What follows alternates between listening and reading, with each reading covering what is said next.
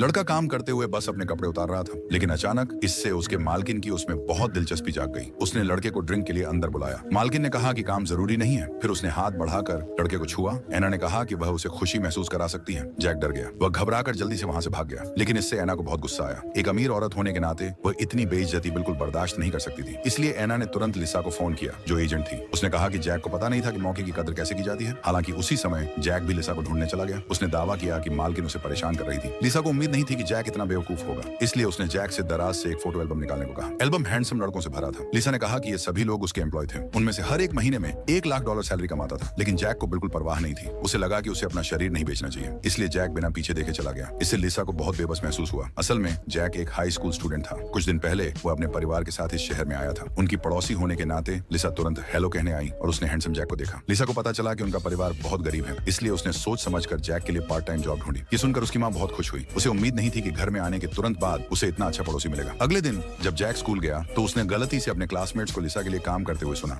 जो महीने के $1 लाख तक कमाते थे। इससे जैक को तुरंत लालच आ गया, इसलिए स्कूल के बाद उसने तुरंत लिसा का दरवाजा खटखटाया। यह देखकर लिसा बहुत खुश हुई।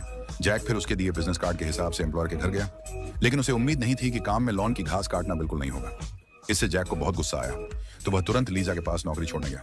उसे लगा कि यह मामला यहीं खत्म हो जाएगा, लेकिन जब जैक घर लौटा तो उसे पता चला कि लीजा आई थी और उसने उसकी माँ को एक कार भी दी थी। इससे वह बहुत हैरान हुआ, लेकिन लीजा ने कहा कि कार मुफ्त है जब तक जैक काम करता रहेगा। यह सुनकर उसकी माँ बहुत खुश हुई और उसने अपने बेटे से कड़ी मेहनत करने को कहा।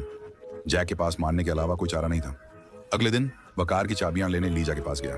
उसे देखकर लीजा ने उसे एक बिजनेस कार्ड दिया और कहा कि यह उसका अगला क्लाइंट है। पैसे कमाने के लिए जैक तुरंत क्लाइंट के घर चला गया। दरवाजा खुला देखकर वह अंदर चला गया, लेकिन उसे यह नहीं पता था कि वह पहले ही लीजा के जाल में फंस चुका था।